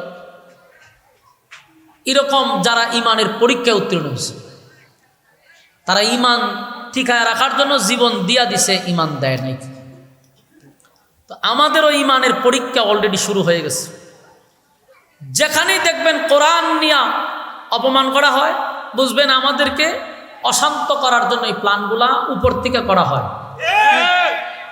ইসলামের বিরুদ্ধে যারা বক্তব্য দেয়, ভাববেন না যে বক্তব্য দিতেছে এটা সে নিজে দিতেছে, এরা দিয়া বক্তব্য দেওয়ায়। কোরআনকে অপমান সে নিজে করে না, এরা দিয়ে করায়। মূল উদ্দেশ্য হলো এদেশের টুপিওয়ালা দাড়িওয়ালাদেরকে অশান্ত করার জন্য। আর বহির্বিশ্বকে বোঝায় এরা মব সৃষ্টি করে, এরা বিশৃঙ্খলা সৃষ্টি করে। এরকম নাটক কিন্তু চলছে 16 বছর। এখনো যারা এই নাটকের চরিত্রে আবার আমাদেরকে আনতে চান, তাদেরও বোঝা দরকার। ভাই, আপনারা কি কথাবার্তা বন্ধ করতেন না? ওই হেরোনি বানাইছেন আপনারা স্বেচ্ছাসেবক। যদি হের যত টিম আছে সব নিয়ে পারিছে, হে কই যাইতাম কোন কথা কইলে কেমন হইব? মনোযোগ দেন, মনোযোগ দেন। বলুন, আমরা সবাই কি চাই? জান্নাত চাই, ঠিক না? আল্লাহ কি ওয়াদা দিছে? জান্নাতের মেহমান বানাবো। শর্ত কি? ঈমান। বলুন, শর্ত কি? আমিনু কামা আমানান নাস। 1 নাম্বার হলো ঈমান। 2 নাম্বার ওয়া আমিলুস সালিহাত, নেক আমল। প্রথম ইন্নাল্লাযীনা আমানু, ঈমান, এরপরে নেক আমল। তাহলে আগে হইলো ঈমান, এরপর আপনি নেক আমল করবেন। এটা কেন বলা হইলো? যে ঈমান যদি ঠিক থাকে তাহলে নেক আমল করতেন। কথা হয় না? আচ্ছা, একজন হিন্দু খ্রিস্টান যদি নামাজ পড়ে রোজা রাখে, এটা কি জমা হইব? কেন জমা হবে না? ঈমান নাই। ঠিক তেমনিভাবে আমাদের যাদের ইমান নাই, আমরা যতই আবাদত বন্দী করি কোনো লাভ হবে? ইমান নাই, আপনি মাথার টুপি লাগাইছেন, ইমান নাই, আপনি একটা কুট লাগাইছেন, পাঞ্জাবি লাগাইছেন, লাগাইয়া ঘন ঘন মসজিদে যাইতেছেন আইতেছেন, আর মানুষ আপনার পিছন দিয়ে স্লোগান দিতেছে অমুক ভাইয়ের চরিত্র ফুলের চেয়ে পবিত্র। হ্যাঁ, আমরা যে নাম কেউ আসতে নামাজও গেলেন আইলেন আর চরিত্র ফুলের মতো পবিত্র, এই স্লোগানে কি ফার পাইবেন? তাহলে মূল জায়গায় আমার ঠিক থাকতে হবে ইমান, ঠিক কিনা? আমিনু কামা আমানান নাস, ঈমান আনো ওই মানুষদের মতো যারা ঈমানের পরীক্ষায় উত্তীর্ণ হচ্ছে। তাহলে এখান থেকে স্পষ্ট বক্তব্য হলো, জান্নাত যদি পেতে চাই তাহলে অবশ্যই ঈমান এবং নেক আমল, ঈমান এবং নেক আমল। আল্লাহ ওই দুই শর্তে আমি তোমাদেরকে জান্নাতুল ফেরদাউস দিব। বিনা শর্তে দিবে না ভাই, বিনা শর্তে দিবে না। দুনিয়া আল্লাহ বিনা শর্তে দিছে, কিন্তু পরকাল বিনা শর্তে দিবে না। নেক আমল এবং ঈমান, এই দুইটা শর্ত দিছে। এটা কি কঠিন কোনো শর্ত? আমাদের কাছে আপনার কাছে সহজ হইতে পারে। এখানে যদি সবাই জিগায় এক বাক্যে বলবো যে আমরা সবাই ঈমানদার, তাহলে তো আমরা শর্ত পূরণ করলাম। দুই নম্বর কথা হইব যে আমরা সবাই নেক আমল করি, তাহলে দুই শর্ত পূরণ করছেন, ওখান খালি জান্নাতে ঢুকার বাকি। বিষয়টা অত সোজা না। ঈমান সবাই দাবি করি আমরা ঈমানদার, কিন্তু ঈমান মাফার যদি মিশিং থাকতো সবগুলো আমরা ধরা পড়ে যেতাম, ঠিক নেই? জ্বর মাফার যেমন থার্মোমিটার আছে, ঈমান মাফার যদি একটা মিশিং থাকতো তো দেখতেন বক্তা হন, শ্রোতা হন, নেতা হন, খেতা হন, সব ধরা পড়ে যেত। ফির মুরিদি যা আছে সব ধরা পড়ত। ফির আইলেও হয়তো হুজুর আপনার বগলের নিচে আলগি দেন, আলগি দিয়েই থার্মোমিটার ঢুকাই দিত বগলের নিচে, দিয়া কত কন্ট্রাক্টে ঠান্ডা বাইর করে দেখতো ঈমান জিরো। হয়তো হুজুর মুরিদ করবেন, পরে আগে মান সম্মান লইয়া বাঁচেন, ঠিক নেই? সব শ্রেণীর মানুষ ধরা পড়ত। কিন্তু আল্লাহ যেহেতু আমাদেরকে স্নেহের চাদর দিয়া ডেকে রাখছে, আমাদের ইজ্জত মানুষের সামনে, আমাদের কুকর্ম আল্লাহ ফাঁস করে নাই, শুধু আমাদেরকে সিগনাল দিয়ে যাচ্ছে পরিবর্তনের জন্য। এরপরও যদি আমরা পরিবর্তন না হই তাহলে বিপদ আছে। আসলে আমরা এই দুইটা শর্ত মাইনা যদি কবরে যাইতে পারি, আল্লাহ জান্নাত দিবে। রাজি আছি? আল্লাহ বলেন আমিনু কামা আমানান নাস, ঈমান আনো ওই মানুষদের মতো যারা ঈমান আনছে। তাহলে আমরা যদি ঈমান আনার পরে নেক আমল করি, পরের সাবজেক্টটা হলো নেক আমল। নেক আমল লইয়া যদি কবরে যাই, আল্লাহ ওয়াদা দিছে কানাত লাহুম জান্নাতুল ফিরদাউসি নুজুলা। এই দুইটা শর্ত যারা মানবি, ওয়াদা দিলাম আমি জান্নাতের ভিতরে তোমাদেরকে মেহমানদারি করাবো। খালিদিনা ফিহা লা ইয়াবগুনা আনহা হিওয়ালা। জান্নাতের ভিতরে যখন প্রবেশ করবে, আল্লাহ তো আমাদেরকে মেহমানদারি করাবে, আমরা জান্নাতের মেহমান হয়ে যাব। জান্নাতীরা জান্নাতে ঢোকার পরে আর কোনোদিন বাহির হইতে চাইবে না। এর ভিতরে ঢুকলে কি আর বাড়িব? জান্নাতীরা জান্নাতের ভিতরে ঢুকলে আর বাহির হতে চাবে না। জান্নাতীরা জান্নাতের ভিতরে ঢুকে তাদের যত আশা আকাঙ্ক্ষা আছে সব পুরা হবে, কোনো চাহিদা আর থাকবে না, সব পুরা হবে। দুনিয়াতে সব চাহিদা পুরা হয় না, সব চাহিদা পুরা হয় না গো। কারণ দুনিয়াতে মানুষের বহু চাহিদা থাকে। কেউ যদি খাটো হয় সে লম্বা হইতে চায়, এটা তার চাহিদা। কিন্তু বলুন মক্কা মদিনার ইমাম লইয়া যদি দোয়া করেন, হে কে কিনছিলাম বইব, ও কথা কই না আমার সাথে, বলে হুজুর আমি আপনার মতো হুজুর দিয়া দোয়া করাইব না, আমি মক্কা মদিনার ইমাম নিয়ে দোয়া করব, আমি যেন 3 ইঞ্চি লম্বা হই। এই দোয়া কি কোনোদিন কবুল হবে? কেউ কালো সে সুন্দর হইতে চায়। আমি বাংলাদেশের কোনো আলেম দিয়া দোয়া করাবো না, মক্কা মদিনার ইমাম দিয়া দোয়া করাবো, আমি যেন ঘুম থেকে ওইটা দিয়ে আমি সাদা হয়ে গেছি। এই দোয়া কি কবুল হইব? তাহলে কালো মানুষের চাহিদা সুন্দর হইতে, খাটো মানুষের চাহিদা হলো লম্বা হইতে, ঠিক নেই? আমার যুবক ভাইরা, মানুষের চাহিদার কোনো শেষ নাই। কেউ যদি মেম্বার হয় সে চেয়ারম্যান হইতে চায়, চেয়ারম্যান হইলে সে এমপি হইতে চায়, এমপি হইলে মন্ত্রী হইতে চায়, মন্ত্রী হইলে পরে চিন্তা করে প্রধানমন্ত্রী মরলে এরপরে হে গুরু কুরবানি করে খাওয়ায়, গুরু জব করে প্রধানমন্ত্রী মরত, মানে এরপরের চাহিদা রইল সে প্রধানমন্ত্রী তো প্রত্যেকের চাহিদার কোনো শেষ নাই। প্রধানমন্ত্রী হইলেও তার চাহিদার শেষ নেই। 5 বছরে তার হয় না, 10 বছরেও হয় না, 16 বছরেও হয় না, কারণ চাহিদা শেষ নাই। তো আরো থাকতো চায়, 41 সাল পর্যন্ত থাকতো চায়। কিন্তু আল্লাহ হয় চাহিদার শেষ নাই। এই দুনিয়ায় মানুষের চাহিদার কোনো অভাব নাই। দেখেন তো চাইছিল 41 বছর পর্যন্ত, ঠিক না? ও 41 সাল পর্যন্ত। তাহলে মানুষের চাহিদা আছে রে, মানুষের চাহিদার কোনো শেষ নাই। 2 নাম্বার হলো এত কিছু পাওয়ার পরেও চাহিদা পূরণ হয় না। সামনে একটা আমাদের বাধা হইল মৃত্যু। হ্যাঁ, কারণ এইটা আসার পরে সমস্ত চাহিদা, সমস্ত আশা আকাঙ্ক্ষা নিমিষেই শেষ করে দেয়। মৃত্যুটা যখন চলে আসে, চোখের মধ্যে কত স্বপ্ন মানুষ লালন করে, আমি গাড়ি কিনবো, বাড়ি কিনবো, দেশের বাহিরে যাব, বেগম পাড়ায় বাড়ি করব, দেশের টাকা সব লুটপাট করে আমি মস্তি দিয়া খাবো, সাগরের পারে বোতল টানবো, আর হুরপুরিরা আমার সামনে নাচানাচি করবে, কি আনন্দ আকাশে বাতাসে। কিন্তু আজরাইলে খারাপ, আজরাইলে ল আমার সাথে লইতা তোর নাচানাচি আমরা পরে দেখুন নাকি তা করা যায়, ঠিক নেই? স্বপ্ন নিয়ে এত বই রয়েছে নাচানাচি করবো, কিন্তু মালাকুল মওত দিছে সামনে এসে দেখো কত স্বপ্ন দেখতেছ, আয়ো তোমার সাথে আমরা বুঝাবার আছে, নাচামো, আমরাও তোমার সাথে ডান্স তো পারলো, ডান্স দিবি, চলো, কত দানে কত সাল বুঝাই দিন। তাহলে আপনার সব আশা শেষ, ঠিক নেই? আশার কিন্তু শেষ নাই। সব আশা ভরসা নিমিষেই শেষ হয়ে গেল, এটার নাম হলো মৃত্যু। এই জন্য যুবক ভাইরা আমাদের বুঝতে হবে, প্রথম এই পৃথিবীটা চিরস্থায়ী না, এটা মাইনা নিতে হবে। পৃথিবী চিরস্থায়ী নয় গো। আজ পর্যন্ত পৃথিবীতে কেউ থাকতে পারে নাই টাকা দিয়েও না, উন্নত চিকিৎসা দিয়েও কিন্তু পৃথিবীতে কেউ থাকতে পারে নাই। টাকার মতো কোনো সুযোগ নাই রে। যদি পৃথিবীতে টাকা যাইতো আমার নবী থাকতে পারত, যার জন্য আমার আল্লাহ নিজেই পাগল, সেই নবী পৃথিবীতে থাকতে পারলো না। তুমি আর আমি পৃথিবীতে থাকার কোনো অপশন নাই, চলে যেতে হবে এটা নিশ্চিত। তবে চলেই যেহেতু যাব, 2টা জিনিস সাথে লইয়া যাইতে হবে। 1 নাম্বার হলো ঈমান, 2 নাম্বার হলো নেকামল। প্রথম বিশ্বাস হলো, আমরা বিশ্বাস করি রে পৃথিবীতে আমরা থাকবো না, চলে যাব, এটা বিশ্বাস করছি। এত বিশ্বাস করার পরে এটা কেন বুঝেন না, এটা কেন মানেন না, যে চলেই যেহেতু যাব, সাথে 2টা জিনিস লইয়া যাইতে হবে, ঈমান আর নেকামল। ঈমান আর নেকামল লইয়া যদি কবরে না যাই, উপায় থাকবে না, উপায় থাকবে না।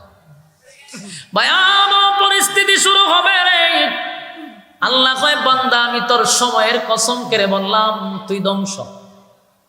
কথা কি বুঝতেছেন? আল্লাহ নিজে কয়, আমি সময়ের কসম করে বলছি তুই ধ্বংস। ওয়াল আসর, সময়ের কসম। ইন্নাল ইনসানা লাফি খুসর, আল্লাহ কয় নিশ্চয়ই তোরা ক্ষতিগ্রস্ত। কথা কি বুঝতেছেন? সময়ের কসম, সময়ের কসম, তোরা ক্ষতিগ্রস্ত, ক্ষতিগ্রস্ত, ক্ষতিগ্রস্ত। আল্লাহ কসম কাইরা কয় আমরা ক্ষতিগ্রস্ত। সময় বলতে তাফসীর কারকরা বলেন এটা কোন সময় জানোনি?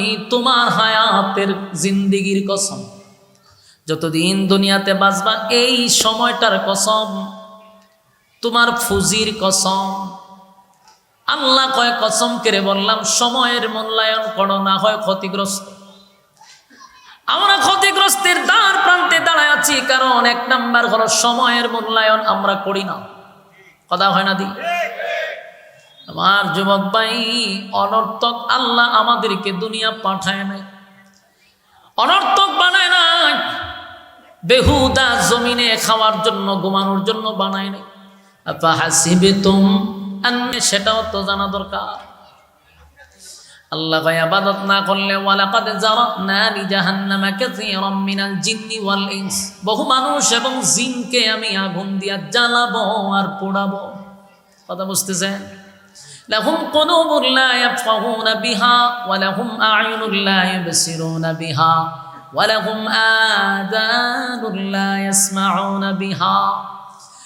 যাদেরকে চক্ষু দিলাম দেখার জন্য, কান দিলাম শোনার জন্য, অন্তর দিলাম বুঝার জন্য, এতগুলা কোয়ালিটি দিয়া যাদেরকে বানাইলাম, তার সম্মানটাও আমি ফেরেশতাদের থেকে বেশি রাখলাম। কথা কি বুঝতেছেন? আপনাদেরকে বোঝার ক্ষমতা দিছে, এই জন্য আমি ফেরেশতাদের চেয়ে দামি, এটা জানেননি? কই ওয়াজ করতে আছে, মানুষের আওয়াজের থেকে চিল্লাচিল্লির আওয়াজ বেশি। আমার কথা কি আপনারা বুঝেন? ওয়াজ শুনতে আইছেন, মনোযোগ না দিলে তো আপনার আওয়াজ বাড়িত না। ময়মনসিংহের মতো যদি হয়ে যান গা, এইটা যেন একটা অঞ্চল, আপনারা তো ব্রাহ্মণবাড়িয়ার মানুষ, ভুলে গেলে চলতো না। 2-3 জন জানছেন ভাই আল্লাহর রাস্তে আমার একটু কথা কইতে দেন, এটি বন্ধ করেন না। খাঁচা সিংলা নাই যেটি ফাত ফাত করে, এরকম সিংলা লয়া জানকে ফাওয়াতে ফাত ফাত করে বাড়ি দেন কয়েকটা, শয়তানকে আরো বেশি শক্তি ফুলা ভান্ডিত। কিভাবে দমকানের পরে এরা কোনো ভয় নাই, কিচ্ছু নাই, চিল্লাইতে আছে। আপনারা এইদিকে যান না কেন? কিভাবে চিল্লা চিল্লি হইলে কেমন হইব? মনোযোগ দেন। আমার জায়গা মনে এইদিকে, এতে চিল্লায় দোকান ফাট দিয়ে ফ্যান্ডেলের ভিতরে লইতে আর বালা আছে, এত কাছে দেওয়ান থেকে ফ্যান্ডেলের ভিতরে বালা। আমিও খাইতাম, ওয়াজ করতাম, আবার লামতামকে 2টা খাই আবার ওয়াজ করতাম। হ্যাঁ, সুন্দর হইতো সিস্টেমটা। এত কাছে মানুষের দোকান দেয় না, শয়তানের বলা আগে টেঙ্গা বই দিছে, দেন না? দেখছেন নি এই চিল্লা চিল্লিটা হইতাছে?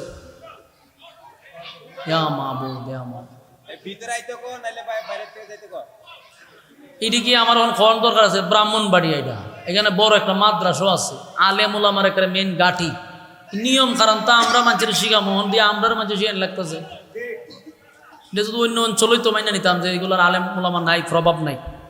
এটা তো ব্রাহ্মণবাড়ি আলেমের শহর, সিস্টেমটা তো আমরা চেয়ে আপনারা বেশি বোঝার কথা। বুঝছেন? এরকমভাবে একটা চিল্লা চিল্লি আঙ্গাম হইলে মনোযোগ থাকেনি, কথা বলার আগ্রহ তো তৈরি হয় না। এতক্ষণে আমরা কি বুঝলাম বলুন? আমরা সম্মানটা কি সৃষ্টি জগতের শ্রেষ্ঠ নাকি আরো নিচে? দেখেন ফেরেশতার কিন্তু গুনাহ নাই। ফেরেশতা গুনাহ কি জিনিস বুঝেই না, গুনার স্বাদ কি তা জানেই না। কিন্তু এই ফেরেশতাদের চেয়েও আল্লাহ কইছে মানুষের সম্মান বেশি, মানুষের সম্মান বেশি। ওয়ালাকাদ কাররামনা বানি আদম, আদমের যে সম্মান আর মর্যাদা আল্লাহ কেউ দিছে না।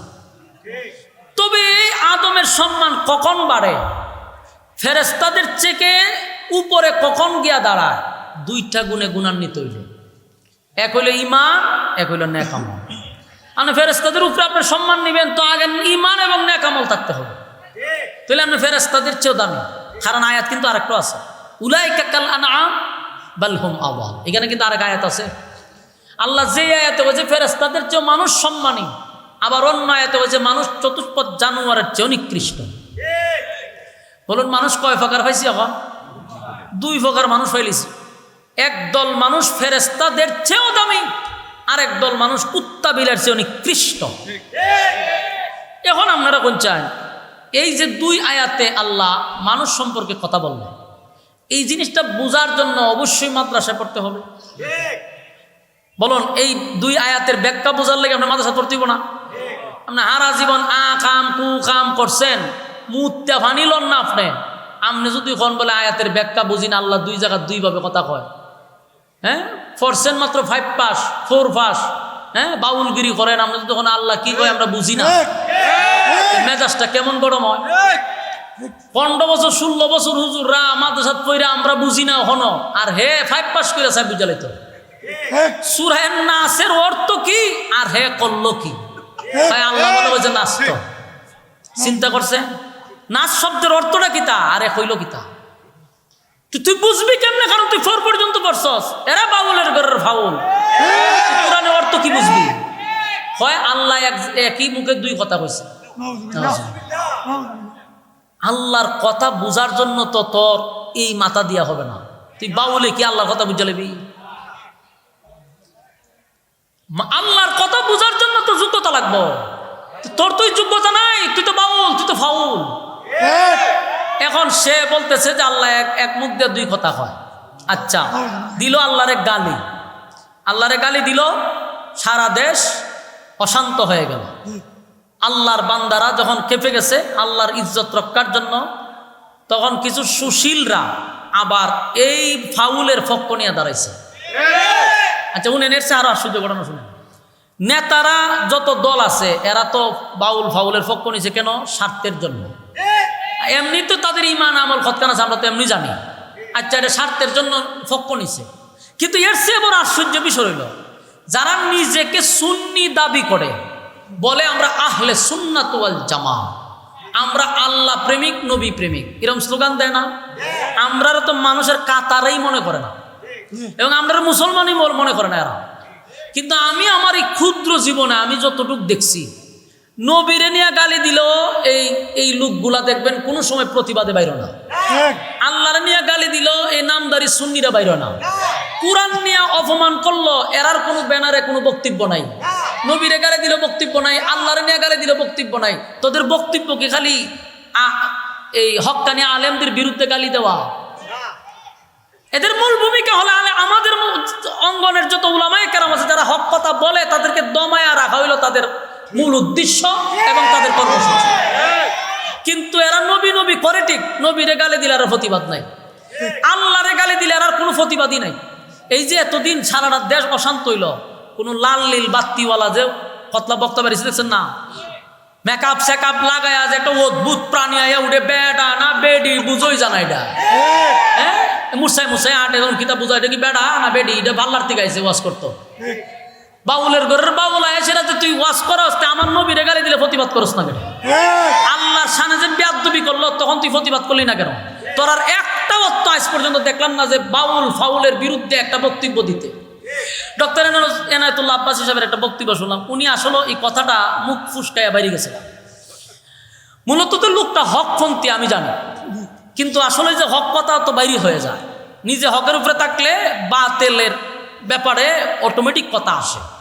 উনি লাস্টে একটা কথা বললো যে আপনারা যে আমার দাওয়াত দিলেন তো সুন্নি মনে করিয়া, আপনারা নিজেরা তো সুন্নি দাবি করেন, আর যারা আপনারা ওয়াহাবি বলেন, তো এই ওয়াহাবিরে তো আজকে আল্লাহর সামনে বেয়াদবি করার কারণে আন্দোলন তারা করছে, কোরআনের বিরুদ্ধে অপমান করার কারণে এই ওয়াহাবিরে তো প্রতিবাদ করছে, নবীরে গালি দিলে ওয়াহাবিরেই প্রতিবাদ করে। তোরা সুন্নি নাম লাগাইছত করে রে, সুন্নি নাম লাগাইছত করে। এই সমস্ত যে বাউলরা কোরআনের বিরুদ্ধে কথা বলছে, এরা যেমন বাউল, এডিও বাউলই ছিল। বাউলের একটা অংশের নাম হইল এই সমস্ত মেকআপ ওয়ালা বক্তা। এক ক্লাসের ছাত্র তো এরা। এখান থেকে যেটি বাউলের মধ্যে ভালো একটু গলা টলা আছে, এটাতে ফাটাই দেয়, ইসগানা সাপ্লাই দেয়। এখান থেকে এরা সাপ্লাই টাপ্লাই দিয়ে না তোরা ছেড়ে দিলাম, তুই মার দখল কর, আর আমরা আছি গান ফেলা লইয়া। দেখবেন ওই যে অভ্যাস, দেখবেন এর লিগে স্টেজে বইও গান গায়। গান গাওয়াতে পুরান অভ্যাস, আজকের অভ্যাস না, এর পুরাতন অভ্যাস। ওই বাউল ফালাত গান গাইছে, অনুবাজের মাঠও গান গায়। ভাই কসম খোদা, এতটুকু বোঝানোর জন্য আপনাদের কি কথাটা বলছি, এরা আমাদেরকে সব সময় নবীর দুশ্মন বলে। আমি তো এই আকড়ায় জন্ম নিছি, আমি এই জায়গাতেই জন্ম নিছি। সব সময় আমি যে একটা মানুষ, আমার মুসলমানই মনে করেন এরা। আমার মাদ্রাসার দান করলে না কেরার গুণ হইব, তাহলে কি বুঝলেন যে এরা আমরা মুসলমানই মনে করেন। কিন্তু আমার কথা হইল, আমরা আল্লাহর বিরুদ্ধে কথা বললে তো জীবন দিতে প্রস্তুত, নবীর বিরুদ্ধে কথা বললে আমরা প্রস্তুত। তোরা নবীর নাম বেচ্চা খাস কেন? নবীর বিরুদ্ধে কথা হইলে তোর আন্দোলন নাই, মিছিল নাই, মিটিং নাই, কিন্তু নবীর নাম বিক্রি করে মানুষের ইমোশনাল তৈরি করস, মানুষের সিম্পেথি অর্জন করে এরা নবীর নাম দিয়া। কিন্তু এই ভণ্ডদেরকে কোনোদিন আপনারা প্রতিবাদে পাবেন না। এরা বাইরিব ওই 12 রবিউল আউয়াল ডেস্কি মেসকি লইয়া বাইর হয়, বাইরিয়া কিশোরী মিশরির আয়োজন করে, হতে লাফায় টাফাইয়া খায়, খাই হইয়াছে। এই যে ঘুমায়, আবার 1 বছরের ভিতরে জাগানো যায় না কেন রে? এই বাউতাবাজি আর কতদিন করবি, কতদিন করবি?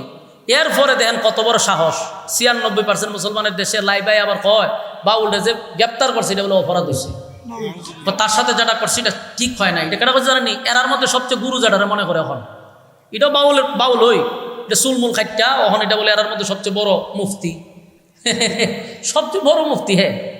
হে লাইবাই সেটা কষ্ট পাইছে, আমি তীব্র নিন্দা জানাই। ওনাকে এইভাবে হেনস্থা করা ঠিক হয় নাই। নাউজুবিল্লাহ, নাউজুবিল্লাহ। এটা আমার ইমান। আল্লাহ এবং রাসূলের শানে যদি কেউ কথা বলে, আমার বাবাও যদি হয়, ইমানের জন্য আমি আমার মা বাবাকে ত্যাগ করতে রাজি, ইমানের জন্য আমার জীবন দিতে প্রস্তুত। এটা আমার ইমানের ব্যাপার, এটা রাজনীতির ব্যাপার নয়।